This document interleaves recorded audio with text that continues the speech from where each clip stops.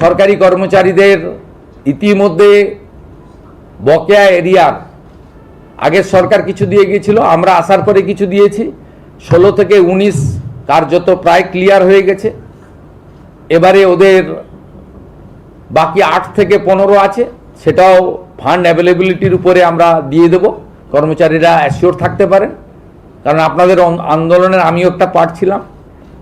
আপনাদের কেন্দ্রের সঙ্গে রাজ্যের তফাৎ ছিল 42%, আমরা 20% ডিক্লেয়ার করে দিলাম। অক্টোবরে পেয়ে যাবেন, অক্টোবর থেকেই পেয়ে যাবেন।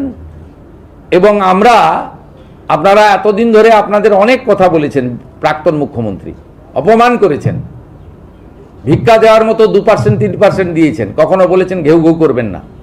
আমি আপনাদের বন্ধু হিসেবে কথা দিচ্ছি যে আর কয়েকটা মাস সময় দেন, অর্থমন্ত্রী অর্থ রাষ্ট্রমন্ত্রীকে পাশে নিয়ে, যে আমরা একবার করে দেবো, দ্রুততার সঙ্গে করে দেবো, একটু সামলে নিতে দেন।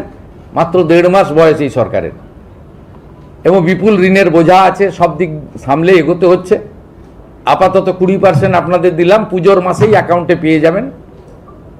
আমরা পুজোর মাসেই আপনাদের অ্যাডভান্স অ্যাকাউন্টে ঢুকিয়ে দেবো, অক্টোবর মাসে 20% দিয়ে। এবং বাকি যে গ্যাপ থাকলো 22%, সেটাও ধীরে ধীরে ধীরে ধীরে অপেক্ষা করুন আরেকটা বাজেট পর্যন্ত, ডক্টর স্বপন দাশগুপ্তর আরেকটা বাজেট পর্যন্ত আমি আছি সাথে, আপনাদের কোনো অসুবিধা হবে না। 7th পে কমিশনের কমিটি করে দেওয়া হয়েছে, সহযোগিতা করুন।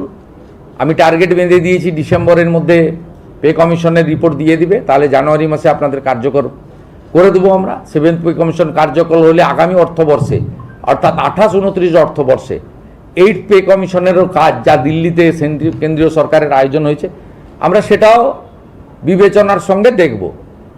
আমি কোন কথা ছাড়ি আর কোন কথা বলি, মূল কথাগুলো বলে গেলাম আপনাদের এখানে।